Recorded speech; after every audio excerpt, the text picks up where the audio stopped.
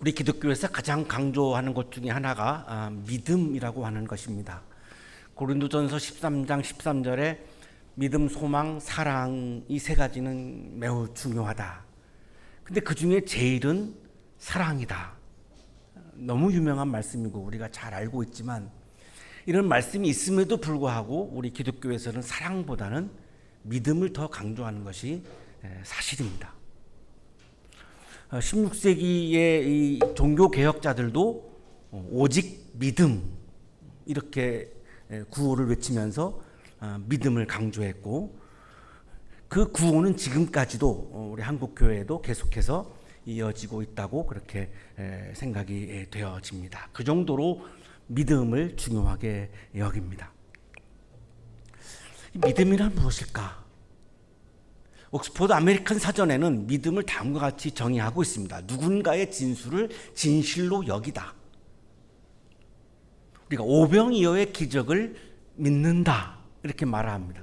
오병이어의 기적을 안다라고 말하지 않습니다. 그 이유는 불확실하기 때문입니다. 오늘 비가 오는 것을 우리는 안다라고 말하지 오늘 비가 오는 것을 믿는다라고 말하지 않습니다. 비가 오고 있는 것은 너무나 확실하기 때문입니다. 확실한 것을 내가 받아들이는 것을 우리는 안다라고 말하고 불확실한 건데도 불구하고 받아들일 때 우리는 그것을 믿는다 이렇게 말을 합니다. 17세기 이전에 영어에서는 믿다라고 하는 이 believe라고 하는 동사는 사람에게만 적용을 했고 사건이나 진술에는 적용하지 않았습니다. 그러니까 17세기 이전에 영어에서는 예수님을 믿는다라고 하는 표현은 존재했지만 오병이어의 기적을 믿는다라고 하는 표현은 존재하지 않았습니다. 사람을 대상으로 할 때만 사용했습니다. 그리고 믿다라는 동사와 사랑하다라고 하는 동사가 동의어였습니다. 17세기 이전에 그랬습니다. 믿다라는 동사는 believe고 사랑하다라고 하는 동사는 belove죠. 아주 유사하죠. 그러니까 믿는다, 내가 예수님을 믿는다라고 하는 말은 예수님을 사랑한다는 말과 같은 의미였습니다. 자, 그런데 오늘날에 와서는 믿는다라고 하는 말과 사랑한다는 말이 이렇게 분리가 되었고 이거 분리가 된 이후에 우리는 사랑하다라고 예수님을 사랑하다라고 하는 말보다는 예수님을 믿는다라고 하는 말을 더 강조하다가 보니까 이런 지금 혼란이 생긴 거죠. 오늘날 우리는 믿음과 신앙을 동의어로 사용하고 있습니다. 신앙은 그러면 뭘까? 믿음은 우리가 앞에 살펴본 것처럼 불확실한 것까지도 내가 그거를 사실이라고 받아들이는 것을 믿음이라고 우리가 규정을 한다면 그러면 신앙은 또 뭘까? 신앙의 의미를 살펴보면 옛날에는 이 신앙의 의미가 믿음과는 조금 의미가 다릅니다. 똑같지 않습니다. 신앙에 해당하는 라틴어가 피델리타스인데 이 의미를 보면 신앙의 의미가 아주 잘 나타나 있습니다. 이 피델리타스라고 하는 말의 의미는 신의, 신실함, 충실함 이런 걸 의미합니다.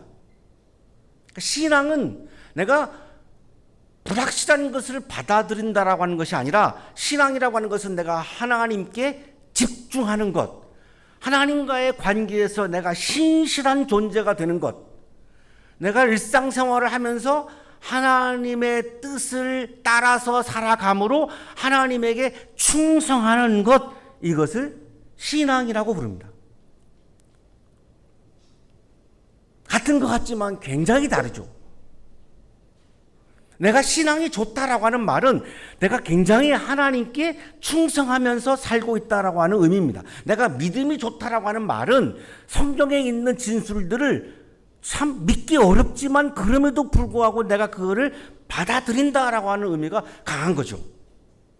이런 구분이 되었었던 건데 17세기 이후에 이것이 이제 이렇게 동의어처럼 되어지면서 약간 우리들에게 지금 혼란을 주고 있습니다. 어쨌든 하나님께 집중하고 하나님께 충실하고 하나님께 신실하게 살고 하나님께 내가 충성하면서 살면 그것이 내가 신앙 안에서 살아가는 것인데 그러면 그 결과는 뭔가 불안과 걱정이 사라진다는 겁니다. 그리고 하나님 나라의 기쁨이 가득해진다는 겁니다. 그래서 복음서에서 예수님은 계속해서 걱정하지 말아라, 걱정하지 말아라, 믿음이 적은 사람들아 걱정하지 말아라 계속 반복하죠. 어떤 분은 신앙의 반대는 걱정이다, 신앙의 반대는 불안이다라고까지 말을 하는 저 이유는 바로 여기에 있습니다. 믿음의 차원에서 보면은 이해하기가 어렵지만 하나님께 충실하고 신실한 신앙의 차원에서 보면 신앙의 반대는 걱정과 불안이다라고 하는 말이 이해가 확 되어집니다. 내가 신앙이 아주 좋아져 가지고 내가 하나님께 충성하고 충실하고 내가 하나님께 집중하면 불필요한 걱정과 불필요한 염려들을 할 이유가 없고 그럴 새도 없어지는 거죠. 그래서 오늘 골로새서 성서일과 본문이 강조하는 것은 믿음보다는 신앙의 차원에서 우리에게 말씀하고 있는 것으로 그렇게 받아들이면 좋을 것 같습니다. 신약 구사가 마쿠스 모그는 믿음과 신앙을 구분하는 사람입니다. 하나님과의 관계에서 신실하고 충성하는, 하나님 앞 관계에서 신실한 것, 하나님께 충성하게 살아가는 것, 이 신앙을 믿음보다 더 강조하는 사람이 마쿠스 모그라고 하는 사람입니다.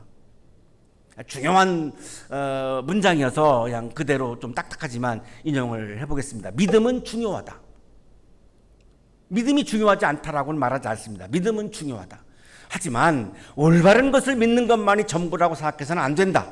신앙은 그보다 훨씬 더 깊은 마음의 움직임, 우리 내면 심층에 자리한 자아가 움직이는 것이다. 믿음은 믿기 어려운 그런 사실들을, 진술들을 내가 사실과 진실로 받아들이는 건데, 신앙은 내 내면에 있는 나의 자아가 하나님을 향해서 하나님께 집중하고 하나님과의 관계에서 신실한 사람이 되고 일상생활 속에서 내가 하나님께 충성하는 삶을 살아가는 믿음보다 훨씬 더 중요한 것이다, 이렇게 설명합니다. 그리스도교 신앙은 예수를 통해 알 수 있는 하나님에게 충성을 바치는 것, 그 하나님을 신뢰하는 것이다. 오병이의 기적을 신뢰하는 것이 아니라 하나님을 신뢰하는 것이 신앙이다. 마쿠스보고는 이렇게 우리들에게 설명을 해줍니다. 오병이의 기적이 사실이냐 아니냐 이거를 여러 가지 막 고민하다가 어느 순간 내가 그거를 사실로 받아들이게 되었습니다. 굉장히 기쁜 일이죠. 그거보다 더 중요한 것은 하나님을 신뢰하는 것이다. 오병이의 기적을 신뢰하는 노력을 하다가 하나님을 신뢰하는 것을 놓칠 수 있다는 겁니다. 우리들의 마음과 우리들의 관심이 하나님을 향해야지, 어떤 하나의 사건을 향하다가 보면 그 사건에 내가 매몰되다 보면 가장 중요한 하나님을 놓칠 수 있기 때문에 마쿠스보고는 믿음과 신앙을 구분하면서 우리들에게 신앙이 더 중요하다라고 우리들에게 굉장히 강조해 줍니다. 오늘의 성서일과 본문은 성서에 기록되어 있는 내용들, 진술들을 지적인 차원에서 이것이 사실이구나 라고 받아들이는 그런 믿음의 차원보다는 나의 존재가 하나님과의 관계 안에서 신실한 존재가 되고 일상 속에서 내가 하나님께 충실한 삶을 살고 하나님께 내가 충성하는 삶을 살아가는 그 신앙을 어떻게 하면 성장시킬 수 있는가? 믿음보다는 이 신앙을 성장하게 하는 방법에 관한 말씀입니다. 이렇게 하면 우리들의 신앙이 성장할 수 있다는 것입니다. 골로새는 지도에서 보시는 바와 같이 터키, 지금으로 말하면 터키 남부에 위치하고 있고 에베소라고 하는 그 유명한 도시 남쪽에 있는 작은 도시입니다. 이 골로새에 교회가 세워졌고 여기서 목회한 분은 에바브라라고 하는 사람이고 바울은 여기서 목회하지는 않았습니다. 감옥에 있을 때 에바브라가 와서 골로새 교회에 대해서 전해 주었습니다. 들어보니 그 소식이 아주 좋아요. 골로새 교회 성도들이 굉장히 아주 열심이고 신앙이 날로 성장하고 있고 너무너무 좋은 소식을 전해줘서 바울이 굉장히 마음이 기뻤습니다. 그런데 이 거짓 교사들이 나타나가지고 거짓 교리를 가르치면서 이 성장하고 있는 골로새 교회 성도들의 신앙의 성장이 멈추었고 성장이 굉장히 방해받고 있다라고 하는 겁니다. 그 이야기를 듣는 순간 바울이 굉장히 마음이 아픈 거죠.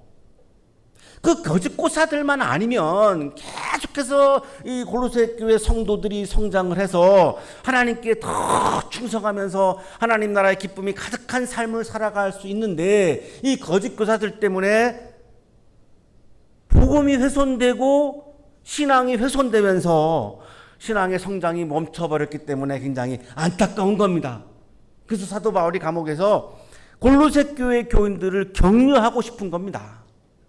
계속해서 지금처럼 신앙이 성장할 수 있도록 격려하고 싶은 거예요. 그래서 기도를 합니다. 감옥에서. 이거를 이제 중보 기도라고 하죠. 그 중보 기도를 하는 중보 기도문이 오늘 성서일과 본문입니다.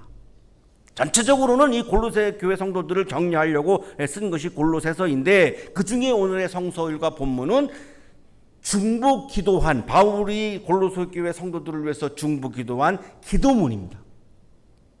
이 거짓 교사들은 철학, 사람들의 전통, 세상의 유치한 원리 등을 가지고 복음을, 주님의 말씀을, 예수님의 말씀을 훼손시켰습니다. 누가 철학이나 헛된 속임수로 여러분을 노예물로 삼을까 조심하십시오. 그런 것은 사람들의 전통과 세상의 유치한 원리를 따라하는 것이요 그리스도를 따라하는 것이 아닙니다. 신앙은 그리스도를 따르는 것인데 거짓 교사들이 가르치는 이러한 철학, 속임수, 사람들이 만들어 놓은 전통, 세상의 유치한 원리, 서세술 이런 거를 따라가다가 보면 예수님을 따라갈 수가 없어서 신앙이 성장할 수 없다라고 골로새서 2장 8절에서 사도 바울이 이야기를 합니다. 자, 그래서 바울이 이제 중보 기도를 하게 되는 겁니다. 이런 배경에서 거짓 교사들은 그리스 철학 그리고 유대주의 철학이라고도 부를 수 있을 것 같은데요. 이러한 아주 혼합된 이런 교리를 만들어서 골로새 성도들에게 가르쳤는데 워낙 이 말재주가 뛰어나다고 할까요? 이렇게 아주 이렇게 누군가가 말을 하면 막 빨려 들어가는 그런 분들이 계시죠. 이렇게 앞에서 누가 말씀하면 또 이렇게 수다 같은 거를 하면 나도 모르게 막 빨려 들어가는 그런 재능을 가진 분들이 있지 않습니까? 이 거짓 교사들이 바로 그런 사람들이어서 내용을 분석하기 전에도 이 사람들이 막 골로새 교회 성도들이 이게 막 빨려 들어가는 겁니다. 그리스 철학과 막 유대주의 철학을 막 혼합시켜가지고 막 얘기하니까 굉장히 있어 보이기도 하고 막 좋아 보이는 거죠. 그러니까 막 빨려 들어가는 거죠. 예수님의 말씀보다 그리스 철학과 유대주의 철학을 더 우선하는 사람들입니다. 그리고 유대인들의 전통, 그리스 전통, 이거를 예수님의 말씀보다 더 우선하는 사람들입니다. 그리고 세상에서 내가 잘 살기 위해서 필요한 원리들, 처세술들 이런 것들을 막 강의하니까 사람들이 빨려 들어갈 수밖에 없습니다. 그러니까 예수님은 뒷전으로 밀려나고 예수님의 말씀은 이제 그냥 뒷전으로 밀려나다 보니까 신앙이 더 이상 성장할 수가 없었고 그 안타까운 마음에 이제 사도 바울이 지금 감옥에서 기도를 하고 중보 기도를 하고 그 중보 기도문이 바로 오늘의 성서 1과 본문인 건데 이 기도 중보 기도의 내용이 골로새 교회 성도들의 신앙의 성장을 위해서 기도한 겁니다. 그러니까 이 기도문을 우리가 잘 살펴보면 어떻게 하면 우리들의 신앙이 성장할 수 있는가를 이 기도문에서 발견할 수 있는 거죠. 요약하면 이런 겁니다. 신앙이 성장하는 방법은 하나님의 뜻을 아는 지식을 채워야 한다. 그리고 이 하나님의 뜻을 이제 알았으면 아는 것으로 그치면 안 되고 그것을 사랑을 실천해서 열매를 맺어야 한다. 아는 것만으로는 열매가 없다. 그러니 그 말씀을 특히 사랑에 가르쳐 주신 사랑의 실천을 실천해서 열매를 맺어야 한다. 그래야 내 믿음이 성장한다. 그리고 어려움이 다가올 때 골로새 교회 성도들도 지금 어려움을 당하고 있고 우리도 살면서 굉장히 많은 어려움을 당하면서 살아가고, 또 지금 집중호우로 많은 분들이 또 아주 심한 어려움을 당하고 있습니다만, 이거를 우리가 뭐 피할 수는 없습니다. 살아가면서 우리 모두가 다 어려움을 당하게 되는데, 그 어려움 앞에서 기쁨의 영성으로 인내하고 그 기쁨의 영성으로 감사해라. 그 기쁨의 영성과 감사의 영성을 성장하게 해라. 그때 우리의 신앙이 성장할 수 있다. 요약하면 이렇습니다.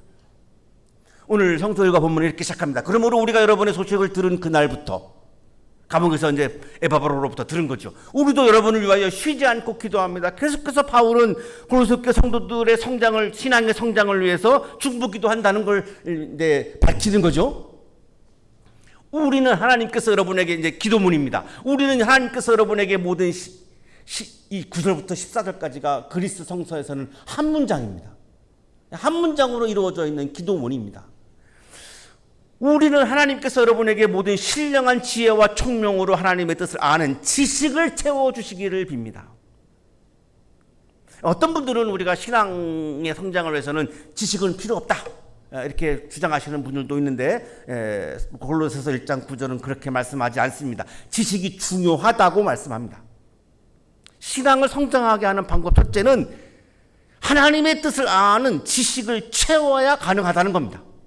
우리는 살아가면서 나의 뜻과 하나님 뜻 사이에서 날마다 갈등합니다. 나의 뜻을 선택할 것인가, 하나님의 뜻을 선택할 것인가, 계속해서 갈등하죠. 하나님의 뜻과 이념 사이에서 갈등하죠. 하나님의 뜻을 선택할 것인가, 이 중요한 이념을 선택할 것인가, 계속해서 우리는 매일같이 이걸 갈등하며 삽니다. 이런 갈등 상황에서 내가 나의 뜻이 아니라, 이념이 아니라 하나님의 뜻을 선택하려면 하나님의 뜻이 무엇인가를 알아야 선택할 수 있습니다. 하나님의 뜻이 무엇인가를 아는 것은 지식의 차원입니다.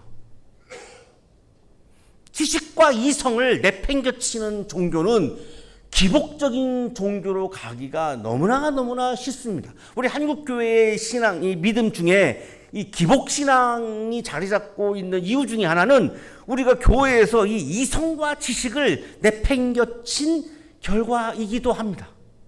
그러나 골로새서 1장은 그렇게 말씀하지 않습니다. 하나님의 뜻을 아는 것은 지식의 차원입니다. 이 지식이 채워져야 한다는 겁니다. 우리들에게 채워져야 된다는 겁니다. 하나님의 뜻이 무엇인가를 알아야 그거를 내가 따라서 살아갈 수 있으니까요. 그래야 하나님의 뜻이 무엇인지를 알면 거짓 교사들이 아무리 엉뚱한 얘기를 해도 내가 안 넘어갈 수 있습니다. 이단 사람들이 나한테 와서 막 전도해도 안 넘어갈 수 있습니다. 하나님의 뜻을 내가 아는 지식이 있어야 안 넘어가죠.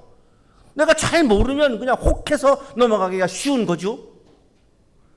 하나님의 뜻을 선택하려면 하나님의 뜻이 무엇인지를 알아야 선택할 수 있고, 하나님의 뜻이 무엇인지를 알아야 이단과 거짓 교사들의 유혹에 넘어가지 않을 수 있기 때문에 내 신앙이 성장하려면 하나님의 뜻을 아는 지식이 채워져야 된다는 겁니다. 그래야 내 신앙이 성장할 수 있다는 겁니다. 골로새 교회 성도들도 그랬고 오늘날 우리도 역시 마찬가지죠. 그래서 주일날 와서 우리가 말씀 묵상을 하는 것이고, 매일 아침마다 제가 보내드리는 주님의 말씀을 매일 아침마다 8시에 보내드리면 그것을 읽고 묵상하시는 이유는 주님의 뜻은 주님의 말씀에 들어있기 때문입니다. 주님의 말씀은 성서에 기록되어 있죠. 성서에 아주 잘 나타나 있죠.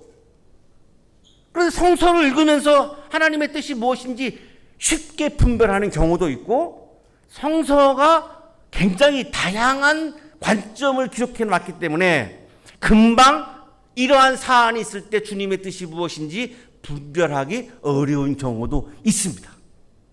쉽게 분별할 수도 있고 어려운 경우도 있습니다. 그래서 이렇게 말씀하는 겁니다. 신령한 지혜와 총명으로 하나님의 뜻을 아는 지식을 채워주시기를 바랍니다. 그래서 하나님이 주시는 신령한 영적인 지혜와 총명을 하나님이 주셔야 분간하기 어려울 때 내가 하나님의 뜻을 분별할 수 있다는 것입니다. 지혜와 총명이 반드시 내 안에서 성장해야 한다는 겁니다. 지혜와 총명이 내 안에서 자라나야 내 신앙이 성장할 수 있다는 겁니다. 그래야 내가 하나님과의 관계에서 신실한 존재가 될 수 있고 일상 속에서 하나님께 충실하고 충성하는 삶을 살아갈 수 있다는 거죠. 이 지혜는 그리스도로 소피하고 이해력은 여기 총명을 다른 말로 번역하면 이해력인데요. 쥐네시스인데 아리스토텔레스라고 하는 사람이 가장 중요한 지적인 덕목 세 가지를 말했는데 그 중에 딱 두 가지가 이겁니다. 지혜와 총명, 지혜와 이해력입니다. 이걸 그대로 지금 이야기하고 있습니다. 빠져있는 세 번째 지적 덕목이 분별입니다. 프로네시스입니다. 그래서 이거는 골로새서가 강조하기도 하지만 아리스토텔레스도 철학에서 굉장히 강조했던 거죠. 지혜와 총명. 이것이 있어야 우리가 지적인 판단을 할 수 있다는 겁니다. 지적인 판단을 하면서 살 수 있다는 겁니다. 마찬가지입니다. 하나님의 뜻이 무엇인지를 판단하려면 신령한 영적인 지혜와 총명을 하나님이 나에게 주셔야만 그걸 가지고 성서를 읽고 분별하기 어려울 때 분별하는 지혜가 생겨난다는 겁니다. 그때 내 신앙이 성장하는 순간이라는 겁니다. 신령한 지혜와 총명은 주님을 경외하는 사람들에게 주어지는 덕목이라고 잠언서도 그렇게 말씀하고 있습니다. 주님을 경외하는 것이 지혜의 근본이요 거룩하신 이를 아는 것이 슬기의 근본이다. 잠언서도 지식을 채우는 신령한 지혜와 총명으로 하나님의 뜻을 아는 지식을 채우는 것을 매우 강조하고 있습니다. 그래서 이성과 지식은 우리 신앙인들이 내팽개쳐야 하는 덕목이 전혀 아닙니다. 이걸 내팽개치는 순간 우리는 완전히 미신의 차원으로 하등 종교로 넘어갈 수밖에 없습니다.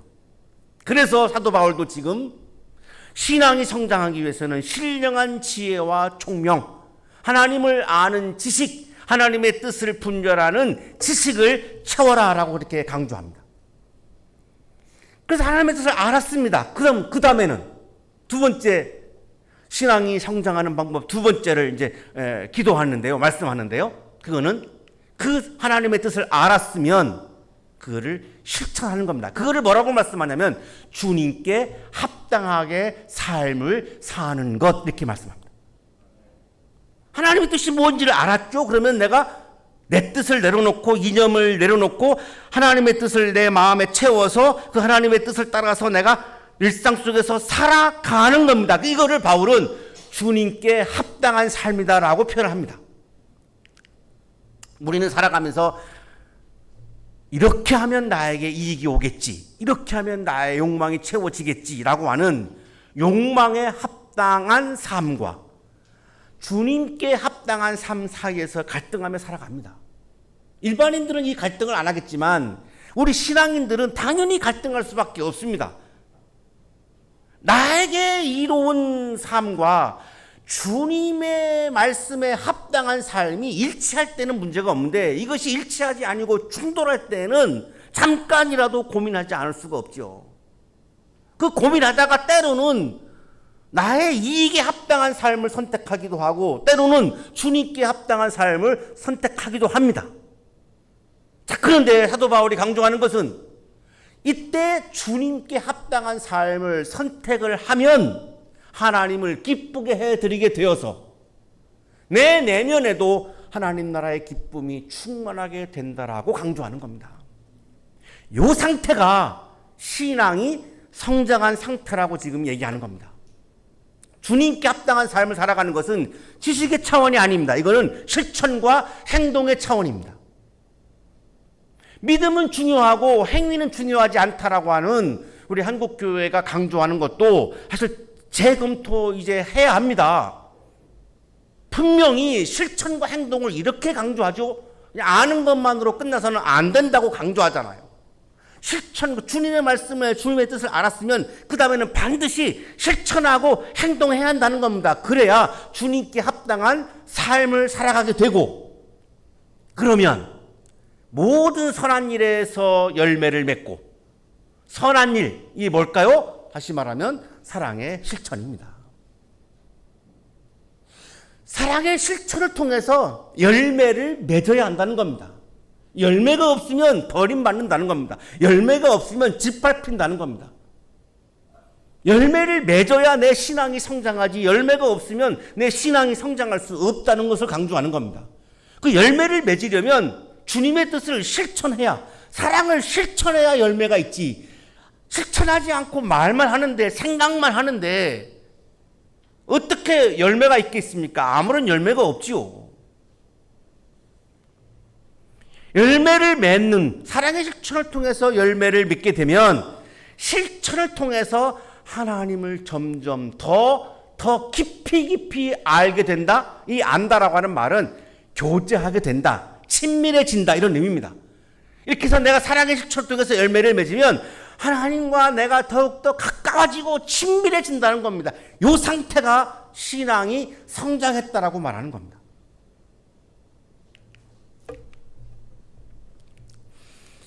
신앙이 성장하는 방법 세 번째를 11절에서 말씀하는데요. 어려움이 다가올 때, 지금 골로새 교회 성도들도 지금 어려움을 맞이했습니다. 거짓 교사들 때문에. 우리가 살면서 여러 가지 각자 많은 어려움을 경험하면서 살아오는데 피할 수 없지요? 이때 어떻게 해야 하느냐? 신앙이 성장하려면 원망하고 불평하고 포기하고 절망해서는 신앙이 성장할 수 없다는 것입니다. 어려움 앞에서 내가 해야 하는 것은 기쁨으로 인내하라는 겁니다. 제가 굉장히 여러분 강조드리고 있는 말씀 중에 하나인데요. 내 안에 하나님과 교제하는 기쁨이 가득 채워지면, 하나님 나라의 기쁨이 가득 채워지면 세상이 주는 아픔과 어려움을 이 기쁨으로 이길 수 있다. 굉장히 제가 여러분 강조하는 그런 부분인데요. 기쁨으로 그 어려움을 이겨내라는 겁니다. 어떻게 이겨낼 겁니까? 내가 가지고 있는 능력으로 어찌할 수 없는 일들이 너무나 많은데 어떻게 할 겁니까? 그래서 원망하고 불평하면 상황이 달라질 것도 아니고, 내 마음에 하나님께 집중하고 하나님께 신실하고 하나님께 충성해서 하나님과의 관계에서 오는 기쁨, 이걸 다시 말하면 하나님 나라의 기쁨입니다. 이 하나님 나라의 기쁨을 가득 채우면 세상에서 오는 기쁨을 내가 이거를 이겨낼 수 있죠. 이거를 지금 기쁨으로 끝까지 참고 견디기를 바랍니다. 이렇게 지금 사도 바울은 중보기도 하는 거죠. 그 다음에 나오는 게 12절인데 12절이 뭐냐면 감사입니다. 기쁨으로 인내하고 기쁨으로 어려움을 이겨내면 그때 감사가 가득해진다는 거죠.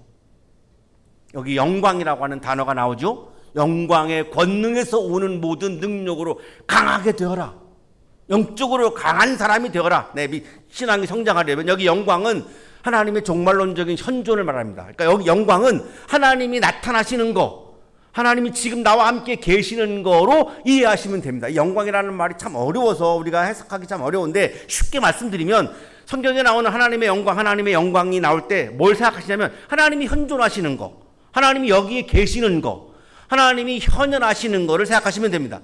하나님이 현현하셔서 현존하시면 권능, 거기서 하나님의 힘과 능력이 나타납니다. 하나님이 안 계시는데 어떻게 하나님의 능력이 나타나겠습니까? 하나님이 계셔야 하나님의 능력이 나타나죠. 그러니까 하나님의 영광, 하나님의 현존에서 나오는 하나님의 능력으로 영적으로 강한 사람이 되어라. 그러면 하나님 나라의 기쁨이 차오르게 되어서 그 기쁨으로 나에게 다가오는 어려움들을 참고 견디고 급기야는 이길 수 있는 데까지 갈 수 있다. 그러고 나면 12절에서 감사를 드리는 차원까지 이제 가게 된다. 이때 우리들의 신앙이 성장할 수 있다는 겁니다.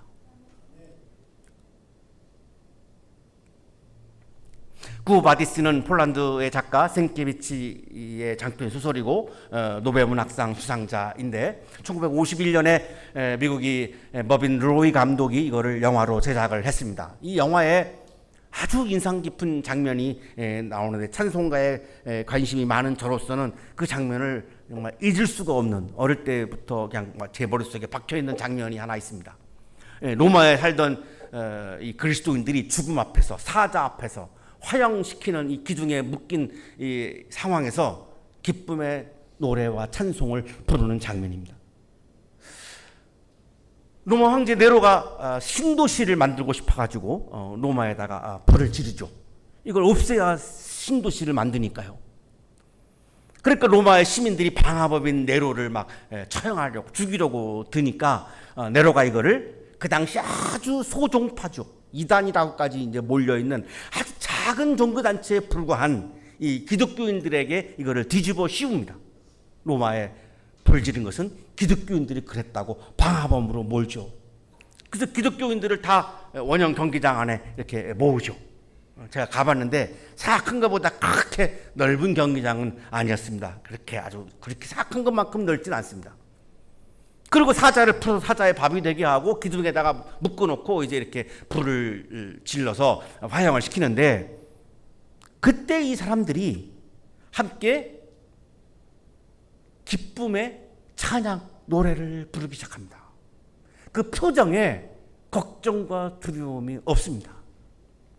이거를 우리가 신앙이라고 부르는 것 같습니다. 어마어마한 거죠. 사실 우리가 따라가기 참 어려운 건데, 그래도 어쨌든 이 사람들이 보여준 바로 이거, 이런 어려움과 이런 절망 앞에서도 하나님께 집중하고 하나님과의 관계를 신실하게 유지하고 그냥 오로지 하나님께 집중하고 충성하면서 하나님을 기뻐하면서 그 기쁨의 노래를 부르는 그 장면, 이것이 바로 진정한 신앙을 우리들에게 보여주고 있는 것이고, 지금 기쁨의 영성과 감사의 영성으로 어려움을 이겨야 신앙이 성장한다라고 하는 이 바울이 지금 우리에게 주고 계시는 이 말씀에 아주 정확하게 들어맞는 그런 장면이라고 우리가 볼 수 있습니다. 그렇게 해서 우리들의 신앙이 성장하면 하나님께서 우리를 아들의 나라로 옮기십니다. 종말론적인 하나님 나라와 함께 지금 여기에서도 하나님 나라를 경험하게 된다는 겁니다. 그렇게 해서 우리들의 신앙이 성장하게 되면 우리는 어찌할 수 없는, 나로서는 도저히 해결할 수 없는 이 죄사함의 문제를 하나님께서 해결해 주시는 이 은혜와 은총을 경험하게 된다는 것입니다. 그래서 신앙의 성장이 중요하다라고 바울은 굉장히 골로새 교회 성도들에게 강조하고 있고, 오늘 아침 우리들에게도 강조하고 있습니다. 사랑하는 한양 가족 여러분, 신앙이 성장하는 방법은 하나님의 뜻을 아는 지식이 성장하는 겁니다. 그리고 하나님의 뜻을 행동으로 실천하는 것입니다. 하나님을 기뻐하는 영성으로 어려움 앞에서 인내하고 신앙이 성장하는 사람들에게 주시는 하나님의 나라를 경험하면서 감사드리는 것입니다. 하나님의 뜻을 아는 지식, 주님께 합당한 삶, 기쁨과 감사의 영성이 성장하셔서 여러분의 신앙이 성장하고 하나님과 더욱더 친밀해지고 하나님과의 관계에서 더 신실해지시고 일상에서 하나님께 더 충성하는 삶을 살아가는 아름다운 그리스도인이 되시기를 간절히 축원합니다.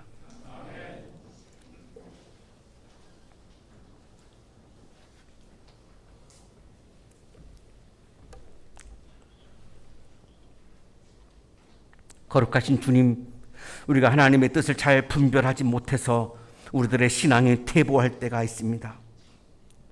주님의 뜻을 알았지만 실천하지 못해서 우리들의 신앙이 나락으로 떨어질 때도 있습니다. 기쁨과 감사의 영성으로 어려움을 이기지 못해서 하나님을 내 마음속에서 지울 때까지도 있습니다. 주님, 우리를 긍휼히 여겨 주시고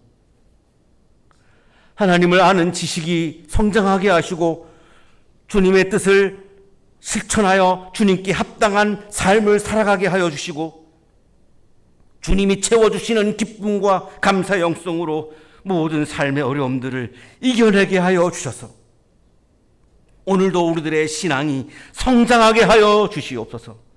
그래서 지금 여기에서도 하나님의 나라를 경험하며 기쁨으로 가득 차게 하시고 죄사함을 경험하며 주님께 감사하는 마음이 가득 차게 하여 주시옵소서. 주님 사랑하시는 한양대학교에 속해 있는 우리 모든 가족들 한 사람 한 사람을 기억하여 주시고 신앙이 성장하고 또 성장하도록 은혜를 베풀어 주옵소서. 예수 그리스도의 이름으로 기도하옵나이다.